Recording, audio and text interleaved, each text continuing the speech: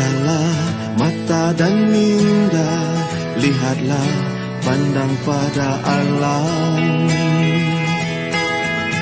Dengarkan bisikan suara, keluhan dan jerih rintihan. Ayo curahkan tenaga, luangkan sedikit masa, bersama merasakan perihnya. Hulur tanganmu sama meringankan, luhurkan hatiku penuh ketulusan. Fikirkan tentang kemanusiaan, berikan harapan, semoga dunia ini disinar kebahagiaan.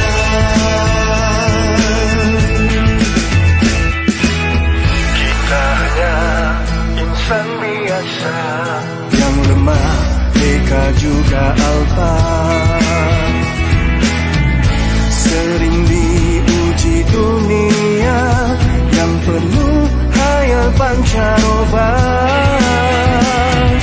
Namun janganlah engkau sampai berputus asa. Teguhkanlah merentas gelora. Hulur tanganmu sama meringankan, luhurkan hatiku penuh ketulusan. Fikirkan tentang kemanusiaan, berikan harapan, moga dunia ini disinar kebahagiaan. Sebarkan kasih dan sayang, walau hanya senyuman. Marilah bergantian sehingga tercapai impian. Hulur tanganmu, luhurkan penuh ketulusan. Fikirkan tentang kemanusiaan, berikan harapan, moga dunia ini disinar kebahagiaan.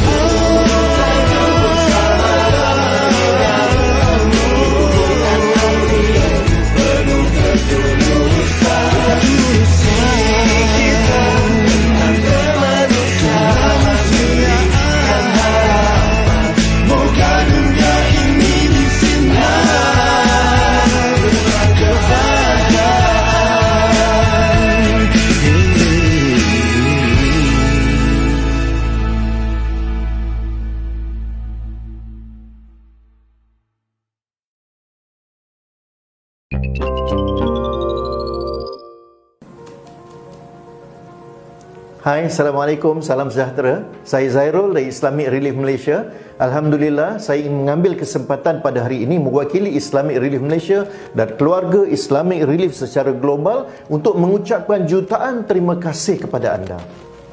Ya, anda di atas segala sumbangan yang telah anda berikan untuk penerima manfaat di dalam dan di luar negara. Izinkan saya pada hari ini untuk menyenaraikan impak ataupun kesan sumbangan anda kepada projek-projek kita dalam negara dulu ya. Dan di dalam negara kita sudah membantu lebih daripada 50,000 orang penerima manfaat, dan dalam 50,000 ini anda telah membantu lebih daripada 690 orang kanak-kanak di dalam aspek pendidikan. Ya, dia melibatkan pelajar sekolah rendah, sekolah menengah dan juga remaja. Anda sudah membantu 60 orang pelajar Rohingya di sekolah RISE kami di Kajang. Anda sudah bersama membantu lebih daripada 550 orang pelajar daripada pelbagai bangsa melalui inisiatif yang dipanggil Cheer to School di Selangor, Sabah dan Sarawak. Anda sudah membantu meningkatkan kehidupan mampan kepada 50 orang di PPR Rebana dan juga lebih daripada 150 orang di Sarawak. Anda sudah membantu 100 orang untuk bantuan banjir, merangkumi pack makanan, alat mencuci rumah dan pelbagai lagi.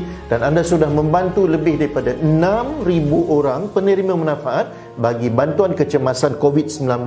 Alhamdulillah, anda telah membantu lebih daripada 28,000 orang sepanjang bulan Ramadan, dan selain daripada itu anda sebenarnya mempunyai saham akhirat dengan membantu lebih daripada 810 orang di dalam penerimaan daging korban di dalam negara kita sendiri. Dan akhir sekali, anda sudah bersama dengan kami di dalam inisiatif yang kita panggil Share the Joy untuk membantu lebih daripada 140 orang penerima manfaat yang bukan Islam juga. Itu di dalam negara. Baik, di luar negara, alhamdulillah di peringkat antarabangsa, sumbangan rakyat Malaysia melalui Islamic Relief Malaysia, anda telah membantu lebih daripada 24,100 orang sepanjang bulan Ramadan di 30 buah negara, lebih daripada 69,000 orang dengan daging korban di lebih daripada 30 buah negara, 6,600 orang yang dibantu sewaktu kecemasan di Idlib, Syria, dan di Mirpur, Pakistan. Lebih daripada 14,000 orang dibantu dengan bekalan air, sanitasi dan kebersihan. Kat mana ya? Di Palu dan Sigi, Indonesia, dan juga di daerah Cikwawa di Malawi, Afrika. 570 orang dibantu dalam sektor kehidupan mampan di Bosnia Herzegovina, di Rangpur, Bangladesh, dan di Marawi, Filipina. Dan 309 orang anak-anak yatim ya daripada 24 buah negara yang dijadikan anak angkat oleh penderma ibu dan ayah angkat di Malaysia selama 24 bulan. Dan secara keseluruhannya, saudara-saudari, anda sudah membantu lebih daripada 115,000 orang penerima manfaat di luar negara. Maka teruskanlah membantu kami. Terima kasih. Fikir kemanusiaan, fikir Islamic Relief.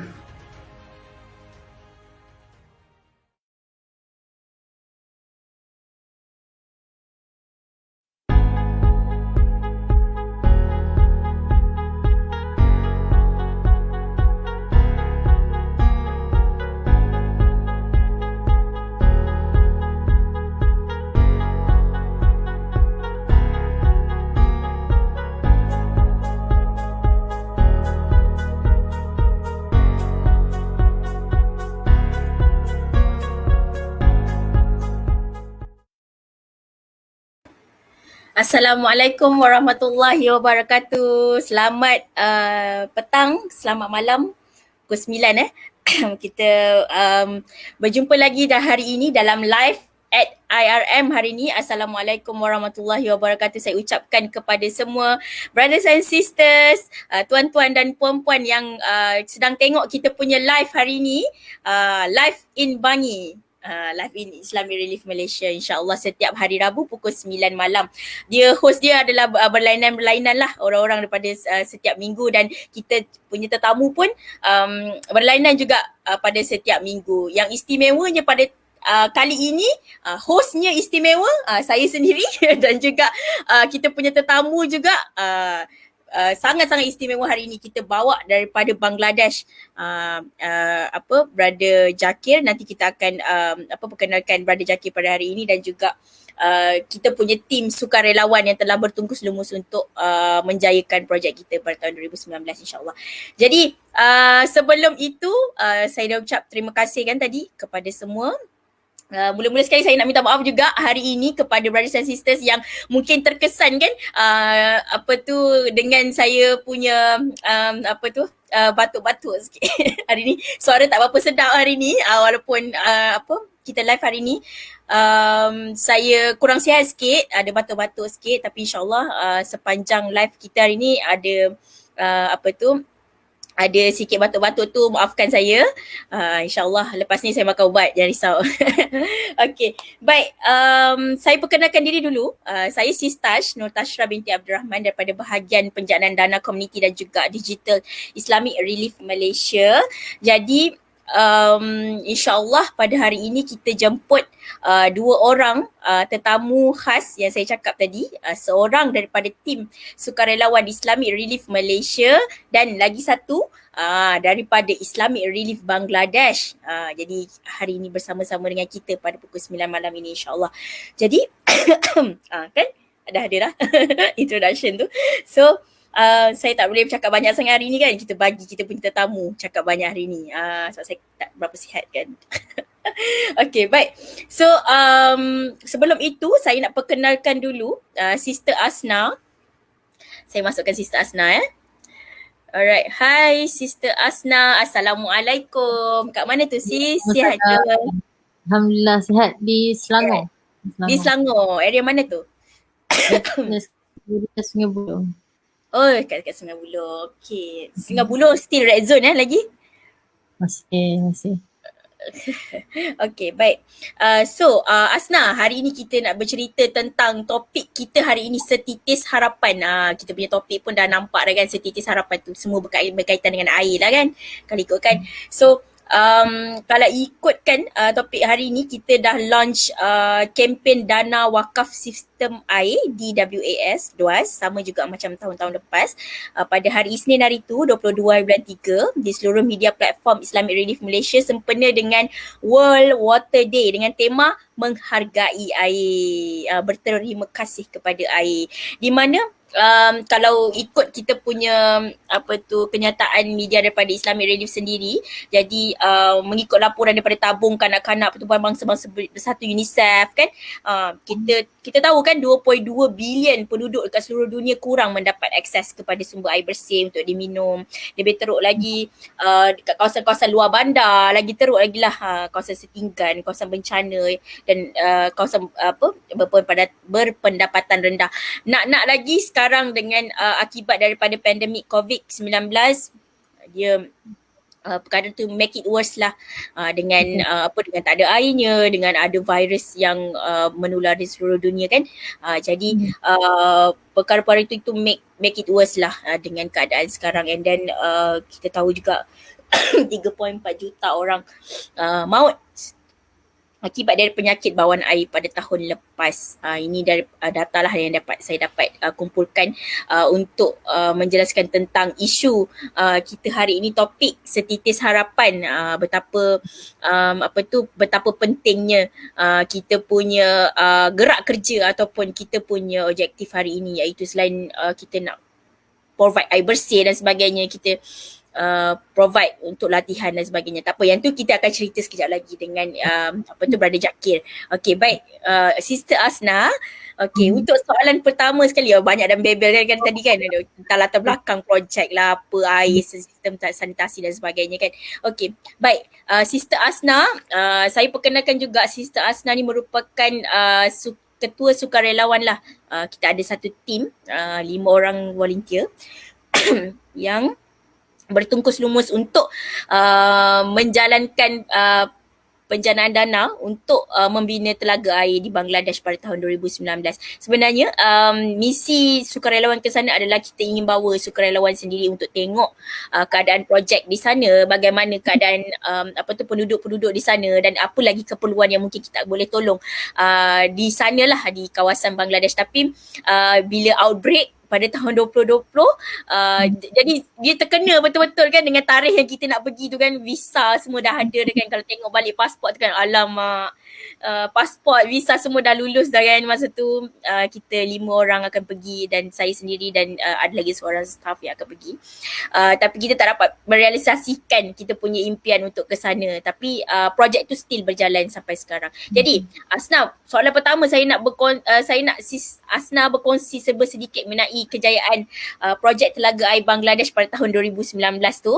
Dari segi sukarelawan lah, macam kita tahu kan sukarelawan yang menggerak antara di belakangnya untuk mengumpulkan dana untuk Telaga Air Bangladesh tu adalah kumpulan sukarelawan Telaga Air Bangladesh atau kita panggil TAB.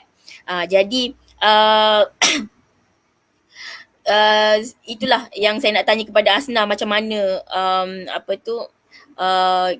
dia start volunteer dengan Islamic Relief dan juga involved dalam projek tersebut. Banyak pula soalan kan. Okay. Betul. Silakan. Terima kasih banyak Sister Tash. Pertamanya saya berterima kasih kepada Islamic Relief Malaysia dan juga Sister Tash lah terutamanya tulang belakang kepada pasukan sukarelawan kami kan.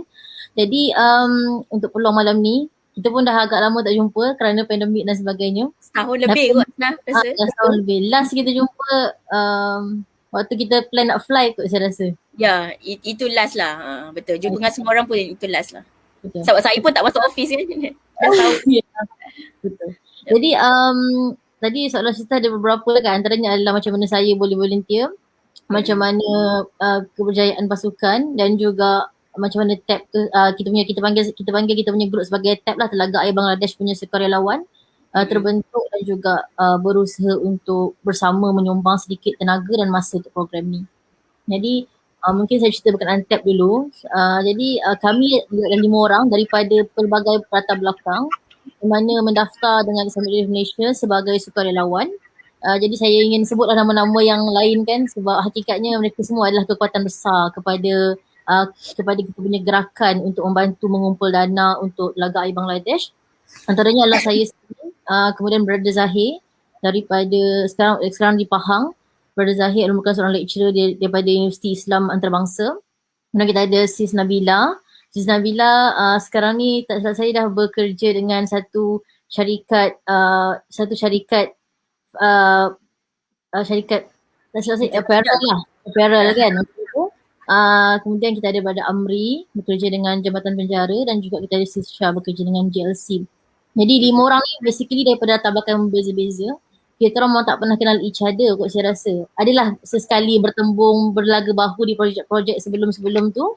Cuma 5 orang ni terlibat dengan Telaga Air Bangladesh dan untuk tempoh setahun lah saya rasa lebih kurang, daripada Januari 2019 sehinggalah kepada hujung tahun Januari 2020 lah saya boleh kata macam tu, kita berusaha untuk bersama-sama kumpul RM100,000 dengan harapan dapat membantu chip in sikit lah kepada projek keseluruhan WASH di Bangladesh untuk bina telaga air. Kerana kita mendapat tahu berlakunya kekurangan akses kepada air bersih dan juga keadaan sosioekonomik masyarakat tempatan yang membuatkan mereka tercabar untuk mendapatkan sumber yang baik, dan juga keadaan geografi di sana sendiri yang menyebabkan berlakunya keracunan arsenik kepada sumber air yang tidak diambil dengan hygiene dengan cara yang betul.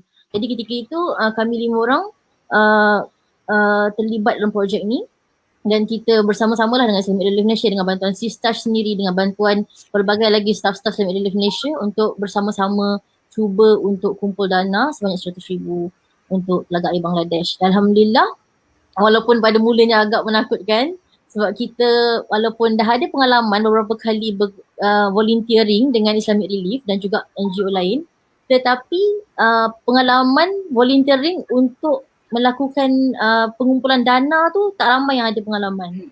Jadi itu adalah satu aspek yang berbeza dan sangat-sangat memberikan pengajaran yang besar kepada kami. Rupanya bukan senang kita nak minta duit orang ni kan. Bukan mudah. Dan banyak yang kami belajar, Alhamdulillah. Belajar dengan satu sama lain, belajar dengan staff-staff Islamic Relief yang sangat berdedikasi dan juga belajar dengan penderma-penderma yang sudi menyumbang kepada projek ini walaupun mereka tak tahu pun siapa yang mereka sumbangkan dan mereka pun bukan daripada negara kita pun kan. Jadi ia adalah proses belajar yang sangat-sangat bermakna kepada saya secara peribadi dan juga kepada pasukan. Jadi itulah kot, Alhamdulillah kita berjaya kumpul dan mungkin malam ni akan diceritakan lebih panjang selepas ni oleh Brother Jakir kot. Saya rasa berkenaan dengan bagaimana duit yang dikumpulkan itu berjaya untuk diterjemahkan kepada bentuk telaga, kepada bentuk latihan, kepada bentuk pembangunan beberapa kampung di Bangladesh. Jadi itu yang sikit berkenaan dengan TAP. Mungkin saya akan ceritakan lebih panjang lah sebab setahun kita kerjasama, duduk di jauh-jauh. Waktu tu saya pun duduk di Sarawak waktu tu. Jadi memang ada cabaran-cabaran tertentu yang menguatkanlah kami untuk terus-terus bersama dengan perjalanan ini. Jadi tadi Sista tanya juga berkenaan dengan macam mana boleh start volunteer dengan Islamic Relief Malaysia dan sebagainya. Ini satu pengalaman yang menarik juga saya boleh kata untuk saya secara peribadi. Saya dah mengenali Islamic Relief Malaysia daripada satu masa yang agak panjang, terutamanya di Sarawak. Dan kita yang pernah bekerjasama dengan Islamic Relief Malaysia. Saya melalui entiti saya sendiri. Kita bekerjasama dengan staff-staff Islamic Relief Malaysia di Sarawak untuk buat projek-projek dengan anak-anak mu'allaf di Sarawak dan sebagainya. Tapi semua projek-projek berkenaan tu kita lakukan dalam kapasiti kerjasama, dalam kapasiti entiti bersama entiti. Maksudnya entiti yang saya bangunkan bekerjasama dengan Islamic Relief Malaysia. Dan waktu tu saya belum lagi volunteering secara peribadi.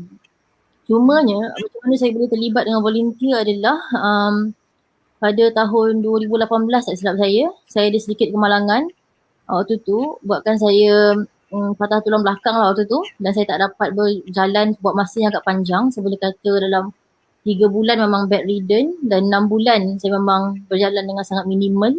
Waktu tu barulah saya sedar orang yang teruji adalah golongan yang sangat-sangat memerlukan bantuan.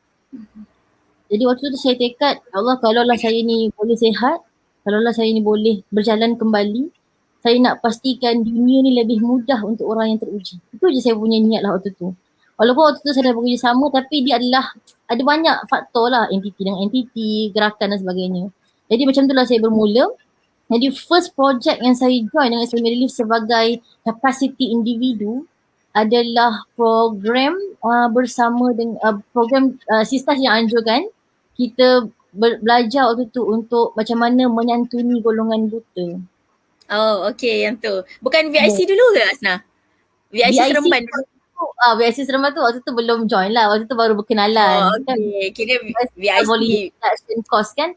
Waktu tu saya baru nak tahu lah. Dan waktu tu saya rasa saya belum sakit lagi lah waktu tu.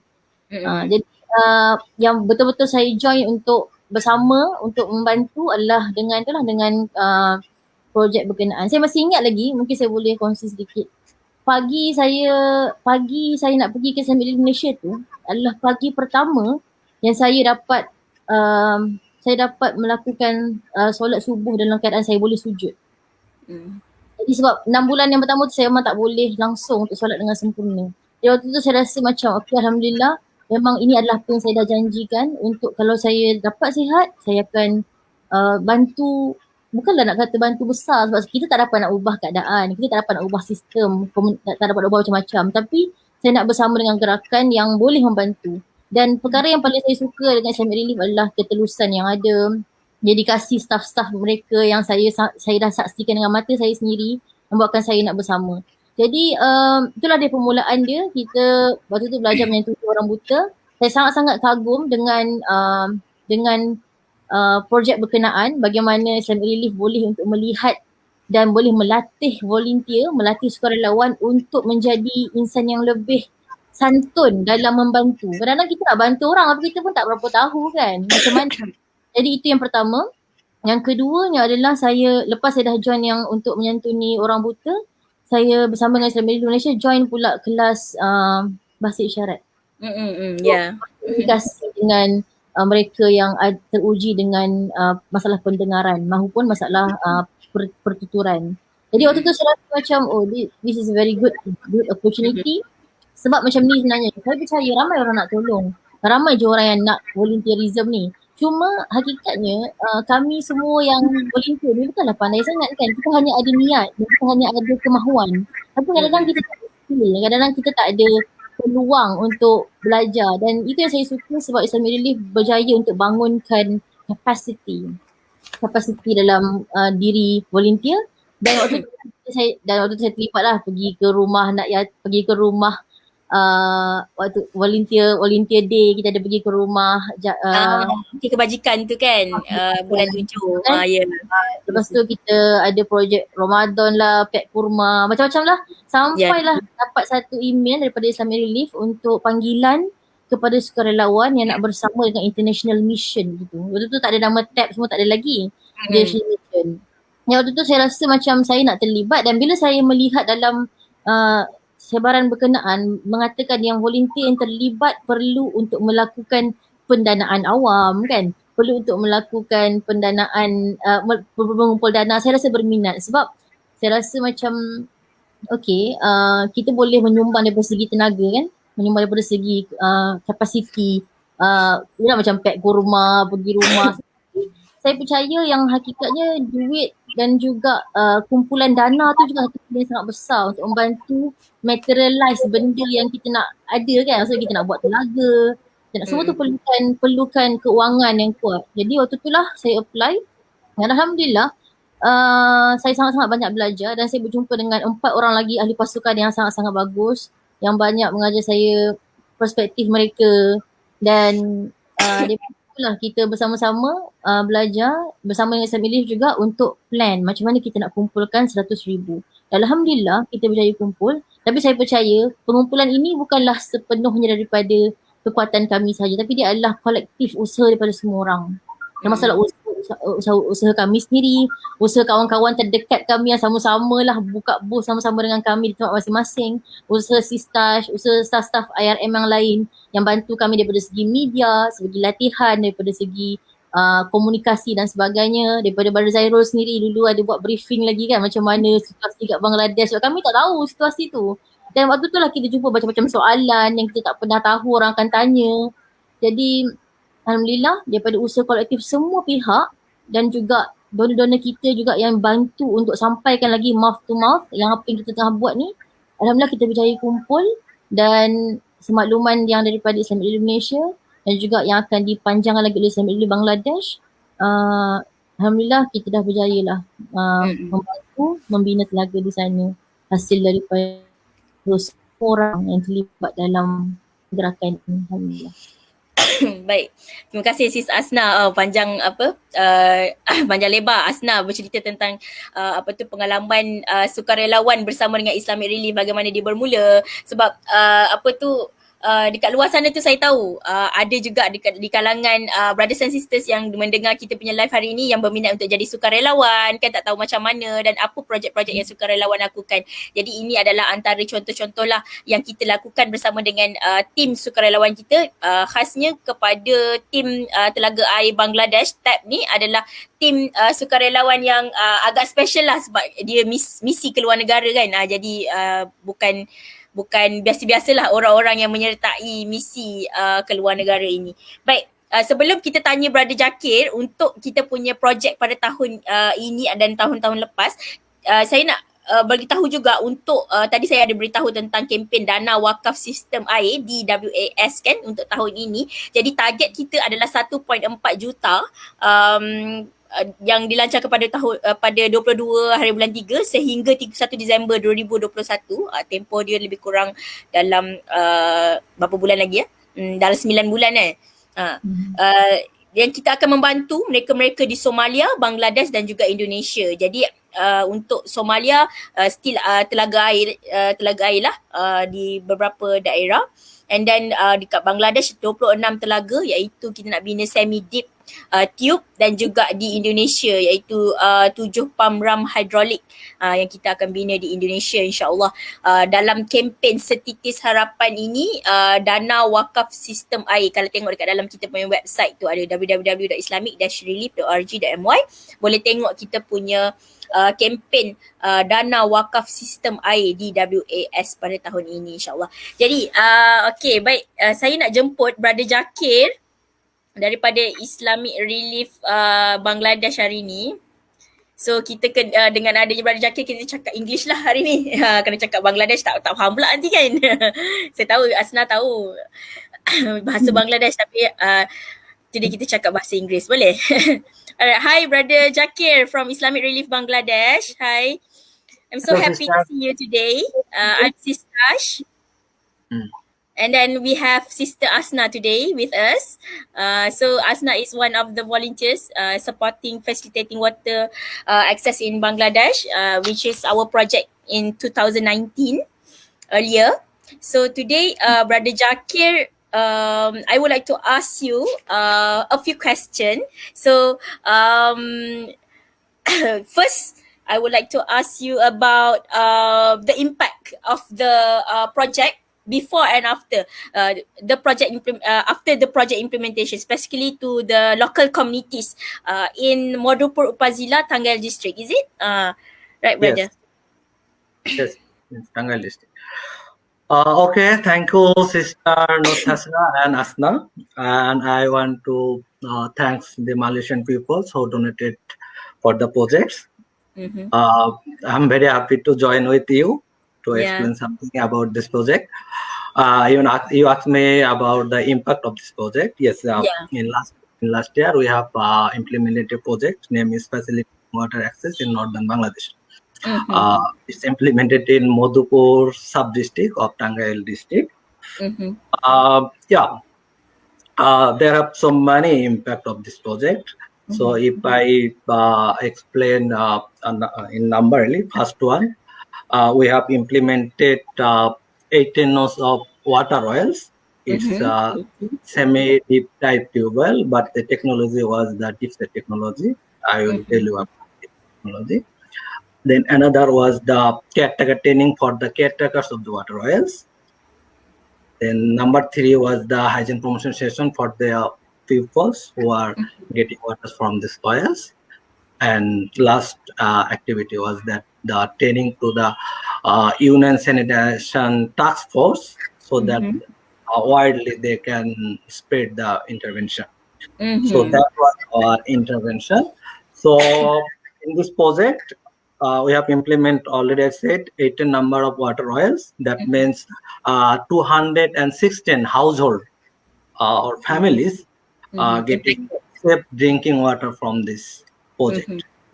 So previously, these families or the pupils are taking water from different sources, like canal or shallow tubewell, and shallow tubewell is the contaminated with the arsenic, iron, and Arsenic, other. yeah. E. coli. And the major problem for these areas was the water table or water layer goes down during the dry or summer season. So all the water sources become non-functional. So people are suffering so much for the safe drinking water. So now these families are getting the safe drinking water all over the air. Okay, that's the major impact of this project. Then this, when we have implemented this project, that time was already the COVID season is ongoing. So we give them the hygiene promotion session, basically in two topics. One is the health and hygiene, another was the COVID-19, awareness on the COVID-19. So the people previously they are less aware about their health and hygiene practices and about the COVID-19. So now the beneficiaries or the pupils of this beneficiary of this project, they are know about their basic health and hygiene and the COVID-19 awareness. Also, they have get some hygiene kits like soap, nail cutter, few Mask. masks. Yes, get this tools from this project. So that's another impact for this project. Yeah. And we have we're thinking about the sustainability of the water. Like we have implemented or we have installed the water oils, but at the same time we have selected some caretakers. So we give the training to the caretakers and also provide the tools, repair and maintenance tools. So the each water oil have two caretaker. So each caretaker have get a training. So if any time or in case any water oils become non-functioning or need to be repaired, they have enough knowledge to repair this. So it's another impact. Then last one is we have give the training to the Union Sanitation Task Force. Union Sanitation Task Force is the body of the government. Is the union level. Union means our structure is district, then sub-district or upazila, then the union. So there have so many villages under the union. So they have the leaders or local elites. They have get the training about the importance of the safe drinking water, about the sanitation, hygienic knowledge, so they can spread the message to the wider communities. So they have get the training. So it's the major impact of this project. Yeah, there are so many impactful that we can get from the implementation of that project itself. Macam kita tahu daripada apa yang brother Jakir bagi tahu tadi kan, selain ini sebenarnya selari dengan kita punya objektif, iaitu kita selain nak provide air bersih, kita mengupayakan penduduk sekitar, selain kita bagi latihan penjagaan kepada AJK di kawasan kampung tersebut, iaitu kita boleh menaikkan komuniti tersebut di kawasan tersebut. Dengan adanya implementation of that project juga sektor pertanian, perindustrian, perikanan, penjanaan sumber tenaga elektrik negara tersebut juga akan jadi improve sebab kita adanya source of water tu lah. And then untuk di Somalia pula macam kita tahu kan, dia mereka sangat susah kan ambil air dan berjalan kaki beratus-ratus kilometer kan. Jadi sebenarnya dia bagi peluang dan masa hadapan kepada kanak-kanak di sana untuk dalam bidang pendidikan pula, untuk terus belajar tanpa memikirkan tentang macam mana nak tolong family, and then macam mana nak bawa binatang-binatang ternakan untuk minum air dekat kawasan yang disediakan. Baik. Selain daripada tu, brother, that's a bit that I tell I tell the Malaysian people about the impact that you said just now, which is the same as our objective this year, to help those people in Bangladesh, Somalia, and also Indonesia, inshallah. So, brother, my second question is, how struggle people in Bangladesh to get access to safe and clean water? Why we need to build a deep set tube water well for this upcoming project? So for this year, we have another 26 that we want to build. So can you share with us how struggle people in Bangladesh to get access to clean water? Sister, in Bangladesh, geographically, contextually, it's a disaster-prone area. Okay, there are some reasons, and the problem is the different. In some areas, it's hilly or tribal peoples live in these areas. So the major problem in Bangladesh and the water sector is that the shallow water oils are highly contaminated with the arsenic and iron. So sometimes people are collecting water from the surface water like pond, canal or river. But this type of water are highly contaminated with the bacteria. So when the people drinking this contaminated water, the people are get sick or different waterborne or water-related diseases happening for these people. Okay. And another problem is that water table or water level goes down in dry or summer season. So on that time, the people collect water from far away, like 2, 3 or 5 kilometers away, they're collecting water.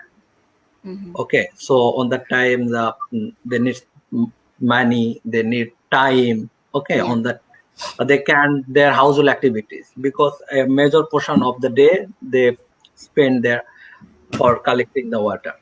And in Bangladesh, there are a significant number of people, they are living under the poverty level, so they have don't have enough capacity to install the water oils. Okay, so some people are install the shallow water oils, but shallow water oil is not give you the safe drinking water. Shallow, yeah. So that's why the people need support from the outside. Like our agencies or other agencies need to support them to give them the safe drinking water. That's the main that's the crisis in Bangladesh for the water, safe drinking water. Okay. So itu kita dapat tahu daripada Brother Zakir how struggle people in Bangladesh to get access to clean water, and then dia ada elaborate sikit tentang penyakit-penyakit yang mungkin akan akan dijangkiti lah kepada penduduk akibat daripada air yang tidak bersih lah. Macam saya tengok sendiri pengalaman berada di Somalia sendiri kan, jadi mereka akibat tak dapat air bersih kan, dalam jangka masa yang sangat lama, jadi penyakit-penyakit tu sangat senang merebak, penyakit bawaan air dan sebagainya. Jadi kesihatan memang sangat-sangat terjejas akibat daripada ketiadaan air ini. Baik, thank you so much Brother Zakir for today. Basically insyaAllah the project we target the project to build 26 Telaga Tube semi-deep water well. So insyaAllah this year we want to reach about 1.4 million to help those in Bangladesh, insyaAllah, brother. So Okay, sister, thank you very much. thank It's you so really much. Is there anything you want to give advice or something? Thank you to all the donors in Malaysia, brother. Sure. I really want to give the thanks to the Malaysian pupils or the pupils who donated for the water oils. The people who getting the safe drinking water, they prayed Lord for them. So I give them gratitude from them. And thank you very much, all of you Malaysian pupils. All right. Thank you so much, Brother Jakir, for today. Inshallah, when the time comes, inshallah, we want to visit you all in Islamic Relief Bangladesh to see the implementation and then the successful of the project. Keep doing the hard work, the good work, inshallah. Thank you so much, Brother Jakir, for You today. are always welcome, sister. All right. Happy visit us. Thank you very much. Assalamualaikum warahmatullahi wabarakatuh. Waalaikumsalam warahmatullahi. Alright, kembali balik kepada Sister Asna. Tadi Brother Jakir dia minta leave untuk awal sikit sebab mereka di sana masih lagi maghrib kan, jadi dia orang belum lagi perform untuk solat dan sebagainya, insyaAllah. Jadi kita teruskan dengan Sister Asna untuk soalan. Minta maaf lah ya, saya macam ada banyak iklan hari ni, batuk sikit. Okay, baik Sister Asna, seterusnya pengalaman dan cabaran dalam mengumpulkan dana tu, macam mana kita dah tahu dah kan the struggle mereka di sana tu. Macam mana kita sebagai kumpulan sukarelawan ni kan, macam mana kita nak beritahu kepada masyarakat di luar ni struggle macam mana yang tak ada air tu kan. Kita setakat boleh bagi tahu lah kan, kalau sehari tak ada air kita dah mengamuk, betul tak? Buka pipe tu air tu, kalau tak ada air kita dah mengamuk dah sehari 2 hari, boleh tahan lagi pergi mandi sungai ke, pergi mandi tasik kan. Tapi di sana bertahun-tahun tak ada air, and then kalau ada air pun air yang contaminated, air yang tidak sihat, air yang kalau kita minum pun lama-lama kita boleh mati, boleh cakap macam tu lah kan. Jadi macam mana pengalaman dan cabaran untuk Asna yakinkan kita punya donors macam mana untuk mengumpulkan dana tersebut. Macam mana? Okay, terima kasih Sister. Jadi berkenaan dengan cabaran pengumpulan dana kan, macam yang saya beritahu tadi, kita memang, saya sendiri secara peribadi tak pernah volunteering kumpul duit. Jadi itu satu cabaran yang besar. Cuma secara keseluruhan, untuk mewakili keseluruhan tim punya cabaran 5 orang daripada kami tu, saya boleh bagi kepada beberapa cabaran yang saya rasa utama lah. Yang pertama adalah cabaran yang paling utama adalah cabaran daripada pengetahuan dan kebersediaan kami sendiri. Sebab yelah tak sama kan, bila kita tengok staff buat macam senang je kan. Betul bila buat sendiri bukan senang punya kan. Nak orang, nak terangkan kepada orang. Sebab kita dah clear, maksudnya kita dah tahu ada orang susah, kita kena bantu. Sebab tu lah kita jadi volunteer kan. Tapi untuk kita ajak orang ramai, ia perlukan satu lagi skill atau perlukan lagi banyak lagi pengetahuan, cara nak cakap, cara nak explain kan. Jadi saya boleh kata cabaran yang pertama adalah kami sendiri perlu untuk betul-betul very very steep learning curve lah, saya boleh kata kan, untuk kita belajar. Dan Alhamdulillah kami dibantu dengan sangat-sangat banyak oleh staff-staff yang terlibat lah, bersama-sama dengan tim kami. Jadi itu cabaran yang pertama. Cabaran yang kedua adalah daripada segi internal tim sendiri, adalah bila mana kami semua terpisah dengan geografi berbeza-beza. Meeting pun sangat-sangat mencabar.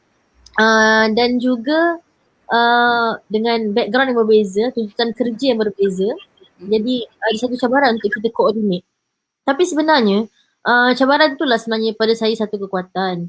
Disebabkan kalaulah kita semua ni sama kan, maksudnya kita semua ni background sama, cerita sama kan, kita akan ada satu set of thinking sahaja. Tapi kerana pelbagaian, kerana kerencaman background semua yang terlibat, jadi kita boleh melihat benda daripada aspek berbeza. Kalau saya percaya sebenarnya kita variasi tu sebuah kekuatan. Kalau kita tengok tangan kita kan ada 5 jari kan, semua daripada semuanya walaupun daripada tangan orang yang sama, tapi ada kepanjangan jari yang berbeza-beza. Dan kerana berbeza itulah kita dapat untuk melakukan kerja dengan sangat efektif. Boleh pegang barang, kalau sister boleh masak kan, hari-hari dan sebagainya. Jadi sebenarnya kepelbagaian, ada yang panjang, ada yang pendek, ada yang boleh buat kerja waktu malam, ada yang boleh buat kerja waktu siang, ada yang ada banyak networking, ada yang ada banyak student untuk dikerahkan, ada yang ada kapasiti, kemampuan untuk meletakkan sedikit modal kan. Jadi macam semua itulah yang membantu. Pada awalnya dia adalah cabaran, tapi setelah kita lebih kenal satu sama lain, lepas kita sama-sama buka apa yang kita boleh beri dan apa yang terhalang daripada segi untuk kita beri, barulah kita dapat capai. Itu cabaran yang kedua lah saya rasa, iaitu berkenaan dengan koordinasi tim. Sebab kita ada 1 tahun sahaja untuk kumpul, berkenalan je dah beberapa bulan kan, nak set Betul, untuk ambil tune tu lagi kan. kita lagi, jadi memang ambil masa. Cabaran yang ketiga yang saya rasa bersifat kepada pengumpulan dana tu sendiri adalah bukannya mudah rupanya untuk kita memahamkan orang bahawa kita perlu bantu seseorang di negara lain yang kita tak kenal dan kita tak faham apa masalah sebenar dia. Kan? Jadi macam waktu saya dibagi tahu oleh Sis Tashra, kita akan kumpul dana 100,000 untuk Bangladesh. Clear, okay, kita kumpul dana. Dan bila dah sampai lapangan, kami dah buka meja, dah letak barang, dah buat diorama semua kan.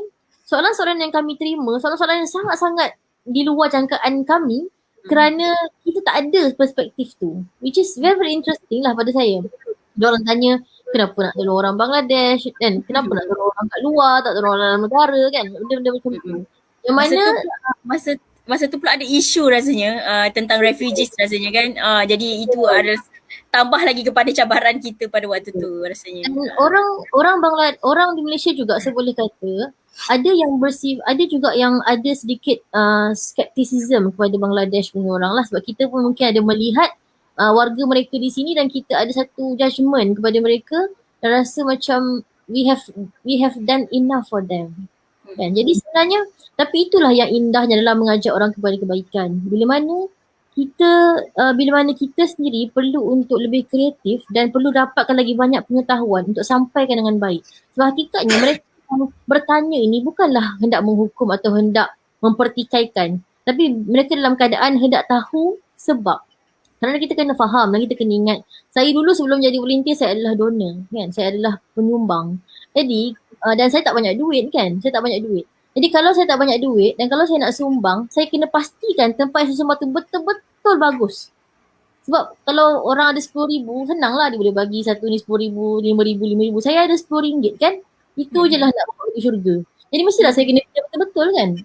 Ada orang yang bertanya tu bukanlah dia bukanlah dia kedekut sangat, tapi kerana dia nak bagi tu dia tak confirm sampai. Sebab ini adalah dia punya jabatan untuk kehidupan di sana kan, macam tu. Jadi dan kita kena cuba terangkan. Dan saya rasa satu benda yang sangat-sangat bermakna apabila kita berusaha untuk menyampaikan dan membela orang yang kita tak kenal. Maksudnya kan macam saya pun tak tahu siapa, walaupun saya ada baca apa nama kita punya penerima manfaat kan, tapi kita tak kenal. Dan untuk kita berusaha untuk menyampaikan orang ni memang kita tak kenal, kita tak tahu, tapi sangat-sangat terdesak keperluan kepada air dan kita nak suarakan, dan ianya banyak mengajar pada diri kita sendiri untuk mengetahui limitasi kita. Maksudnya macam kita tahulah bila kita ulang cerita yang sama, kita cuba untuk tukar bentuk lain kan, datang pula soalan baru, semua tu menjadikan satu pengajaran yang besar untuk kita faham rupanya susah jadi orang susah ni. Dah susah pun orang tak faham juga. Kan? Dah memang susah kan, nak sampaikan suara pun dah susah. Dah ada orang pun sampai ke pun masih susah. Masih susah lagi. Maksudnya orang yang sedar, orang yang terlibat sebagai sukarelawan maupun yang bekerja sepenuh masa macam Sis Tashra dan lain-lain kena berusaha berlipat kali ganda. Sebab hakikatnya masyarakat sangat-sangat berhati-hati dengan duit yang mereka nak berikan, dan orang yang susah ni kita perlu untuk bantu sampaikan cerita mereka agar mereka dapat dibantu. Jadi saya rasa itu satu pengalaman yang sangat-sangat bermakna. setiap soalan yang datang memberikan kita banyak lagi memberikan kita banyak lagi peluang untuk belajar lebih faham dan lebih empati pada keadaan itu. Bayangkan kalaulah kita kat Malaysia ni cakap pun orang tak berapa nak faham kan, maksudnya itulah dia level kesusahan mereka di sana. Yang tak tahu pun bila akan datangnya telaga, yang dah tahu air yang mereka minum itu boleh menyebabkan berlakunya kecacatan kepada tubuh badan dan sebagainya. Yang saya baca waktu saya mula-mula nak buat projek tab ni, setiap tahun 43,000 orang mati di sana kerana penyakit bawaan air. Yang mana dengan pencemaran arsenik yang berlaku boleh menyebabkan berlakunya kidney failure, kegagalan buah pinggang, kegagalan jantung. Satu benda yang susah kan, jadi Besar. susah dan basically they are in the dark. Mereka tak tahu pun macam nak sampaikan dan hakikatnya kita lah yang kena sampaikan. Satu benda yang saya mungkin boleh share sikit lah. Saya pernah pergi ke satu negara di Afrika iaitu Rwanda pada tahun 2019 tak silap saya. Jadi ketika itu saya baca sejarah mereka di sana. Ada sedikit sejarah-sejarah hitam yang berlaku. Tapi saya ingat lagi satu benda yang saya dengar daripada interview di sana. Mereka cakap ketika negara kami tidak boleh menyokong rakyatnya sendiri, ketika sistem yang ada tidak boleh menyokong kami, ketika keadaan terlalu sukar untuk kami, hanya masyarakat dunia lah harapan kami. Waktu saya dengar tu, saya macam, ya kalaulah kita dalam keadaan macam tu kan, kita dalam keadaan sosioekonomik kita payah, negara kita pun tak begitu mampu untuk membantu kita macam mana kat Malaysia ni banyak bantuan kan daripada negara. Jadi sebenarnya harapan terakhir yang mereka ada adalah orang yang ada di negara lain. Orang luar. Jadi saya ingat lagi waktu tu mereka ada cakap, ketika kami susah kami tertanya-tanya, adakah kami sahaja penduduk bumi? Di mana penduduk bumi yang lain? Waktu saya dengar di Rwanda, bila saya balik daripada sana, memang saya bersemangat lebih lah untuk buat Bangladesh punya projek ni kan. Sebab hakikatnya, kita tak teruji, kita tak tahu kepayahan orang, kita rasa they can solve it. But actually, they really wait for us. Mereka betul-betul mengharapkan orang daripada luar kawasan mereka untuk tolong. Jadi saya rasa itu satu cabaran yang besar lah kan untuk kita memahami, meletakkan diri kita dalam situasi mereka, menyampaikan suara orang yang tak ada kepada masyarakat.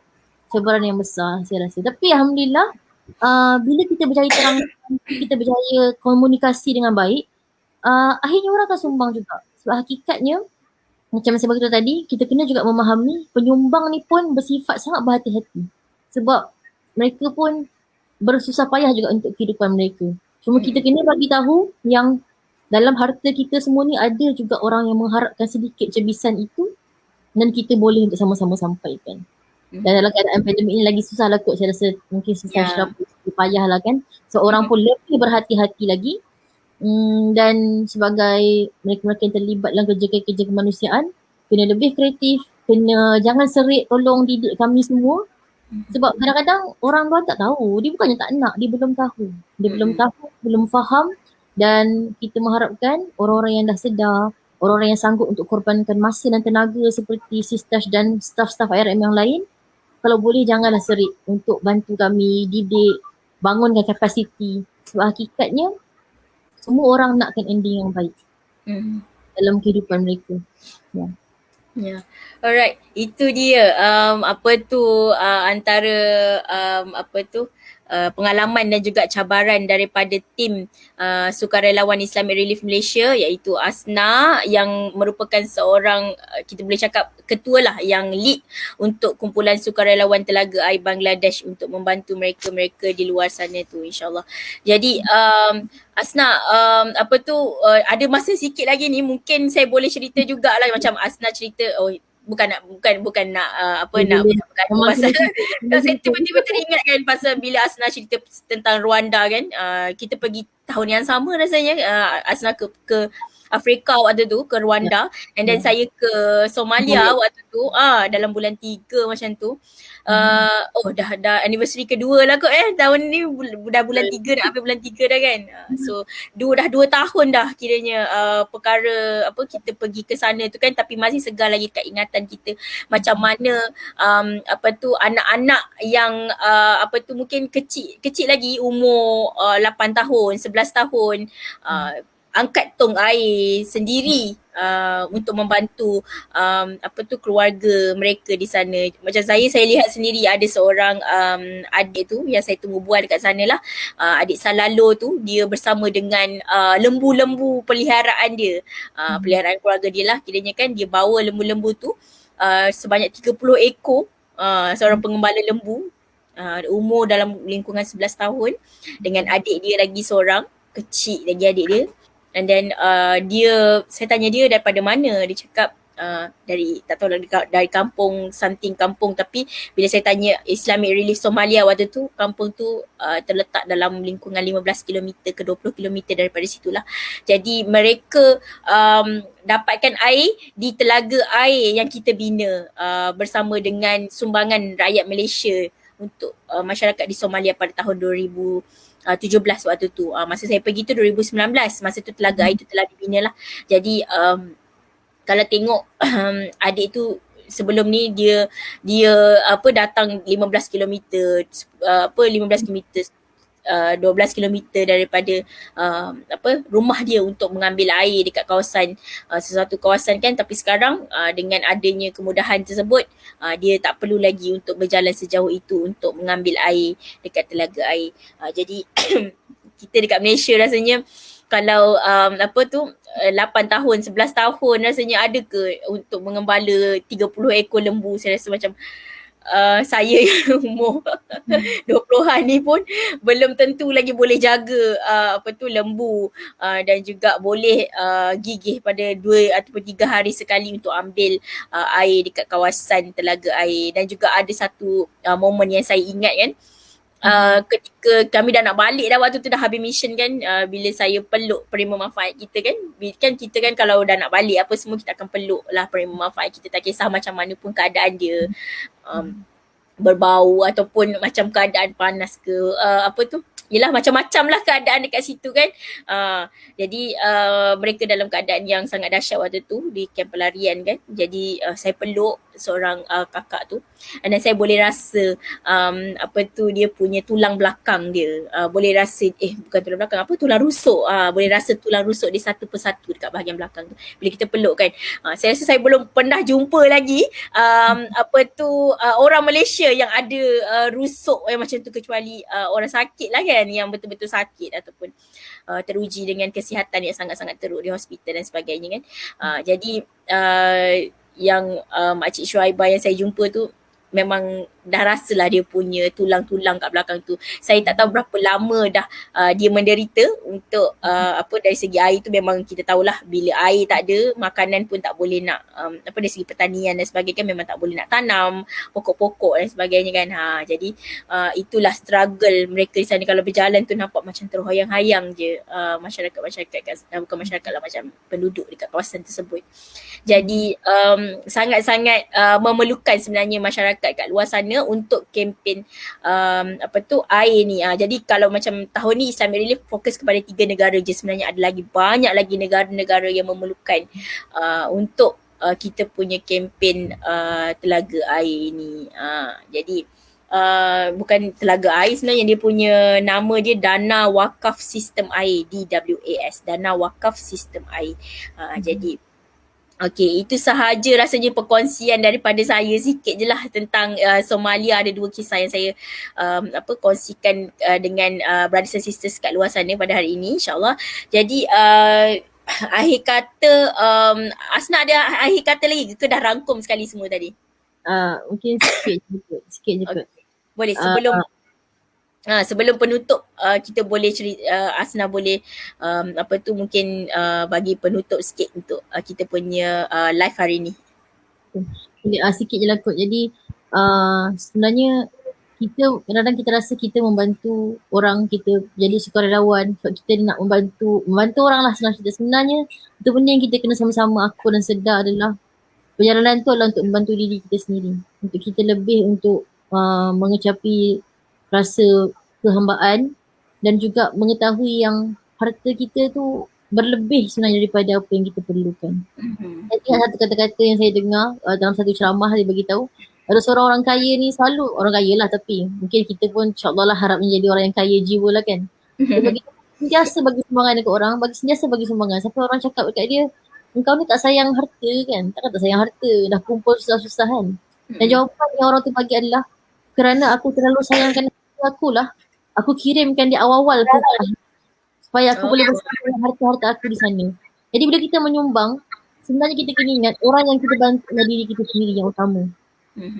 Untuk memudahkan perjalanan kita sendiri dan juga untuk buatkan dunia ni lebih baik. Sebab hakikatnya kita akan mati, semua pun akan berlalu dan dunia ni akan diwariskan kepada generasi akan datang. Jadi sebenarnya apa yang kita buat hari ni adalah untuk memastikan kelangsungan kebaikan kepada diri kita, kepada keluarga kita sendiri, kepada komuniti kita. Sebab hakikatnya untuk seluruh dunia bergerak dengan baik, dia adalah sistem yang tergantung antara satu sama lain. Jadi insyaAllah harta kita ni banyak sebenarnya walaupun kita rasa sempit, dan tak perlu pun kita bagi banyak, kita perlu hanya bagi sikit. Dan kalau betul-betul kita sayang harta kita, kalau kita betul-betul sayang masa kita dan tenaga kita, sebab itulah kita kena daripada hari ini kirimkan ke sana. Melalui kewujudan penerima manfaat yang boleh menjadi jambatan kepada kita untuk kehidupan yang kita impikan yang abadi di alam sana. Itu daripada saya lah. Betul juga tu Asna. Saya pun terfikir juga kan macam apa sebenarnya apa yang kita ada tu di dunia je, apa yang kita ada tu dari segi duit dan sebagainya. Sebenarnya apa yang kita ada tu sebenarnya kita boleh kita bawa ke akhirat dulu. Maksudnya kita dermakan dulu. Sebenarnya itulah sebenarnya harta kita di akhirat tu sebenarnya. Macam tu. Baik, terima kasih Sister Asna untuk perkongsian kita pada hari ini dan juga Brother Zakir tadi daripada Islamic Relief Bangladesh. InsyaAllah kalau ada kalau ada session yang lain lagi, insyaAllah kita boleh jumpa lagi Sis Asna pada session yang selepas ini. InsyaAllah kita akan jemput Sister Asna. Baik, terima kasih ya Asna untuk hari ini. Terima kasih juga Tash. InsyaAllah harap dapat jumpa fizikal lepas ni. Itulah dah setahun lebih kan. Okay, Assalamualaikum warahmatullahi wabarakatuh. Assalamualaikum. Baik, okay, saya seorang saja conquer live hari ni. Okay, baik, itu sahaja untuk sesi perkongsian kita hari ini mengenai topik setitis harapan berkenaan dengan dana wakaf sistem air DWAS untuk 3 negara yang seperti yang saya cakap pada awal live session kita pada hari ini, iaitu kita target 1.4 juta untuk membina telaga air dan juga facilitating untuk water access lah dekat negara Somalia, Bangladesh dan juga Indonesia insyaAllah. Jadi pada kempen ini akan berlangsung pada 22 hari bulan 3 sehingga pada 31 hari bulan Disember 2021. Untuk mengetahui maklumat lanjut berkenaan dengan kempen dana wakaf sistem air ni, boleh terus kepada website kita www.islamic-relief.org.my, ataupun kalau tak jelas tentang kita punya kempen dan sebagainya, ada benda nak tanya, boleh terus kepada kita punya nombor office 0936. Alamak, tak ingat lah pula. Sekejap. Saya sharekan. 03-8926-3434. Boleh ingat dah. Sebab lama tak masuk radio kan, so macam tak berapa ingat dah nombor telefon.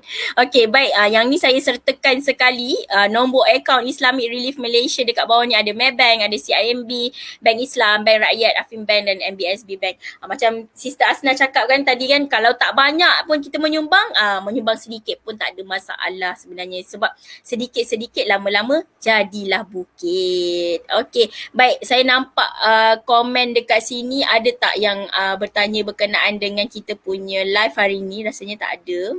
Kebanyakannya kebanyakannya hanya sharing tentang kita punya Islamic Relief punya ni lah, maklumat dan sebagainya. Baik. Itu saja Tak boleh cakap banyak-banyak juga hari ni. Nanti batuk lagi makin teruk kan. Jadi lebih baik kita berehat. InsyaAllah pukul 10 kita habiskan live ini insyaAllah. Jadi terima kasih kepada semua brothers and sisters, tuan-tuan dan puan-puan yang bersama-sama kita hari ini daripada pukul 9 tadi sampai pukul 10. InsyaAllah kita berjumpa lagi pada live at Islamic Relief Malaysia pada minggu hadapan. Stay tune. Fikir kemanusiaan, fikir Islamic Relief. Alright, terima kasih. Assalamualaikum. Meet Yusuf. He's a nice chap. He loves his mum, his food, his cars, and he loves his prayers. Good lad.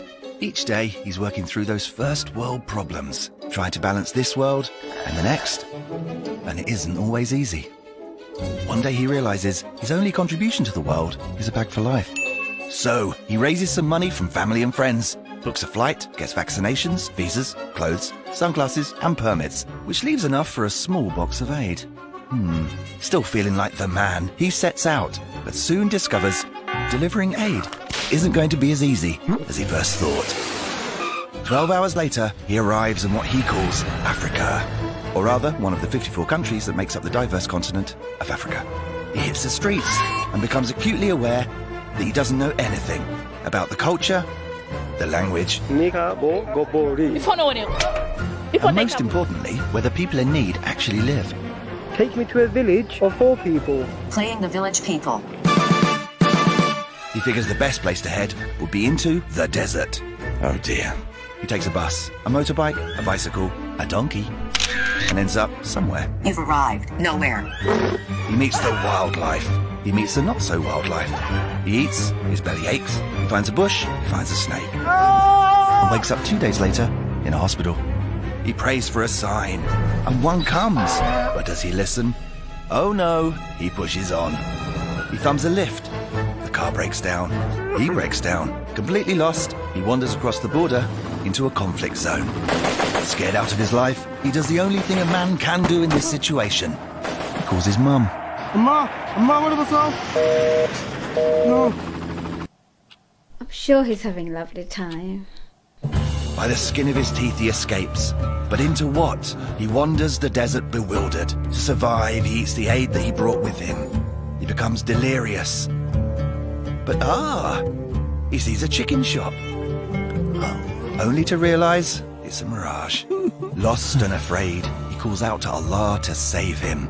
And that's when it really hits him that the only thing Africa needs saving from is people like him. On the edge of despair, he thinks all is lost, when out of the sun comes a local man who saves his life. He takes him back to his village and shows him the integrated water and food system that Islamic Relief have supported his village to build, all the tools and training necessary so they could lift themselves out of poverty. It isn't easy saving lives, but it is easy to do this. Islamic Relief, saving lives since 1984.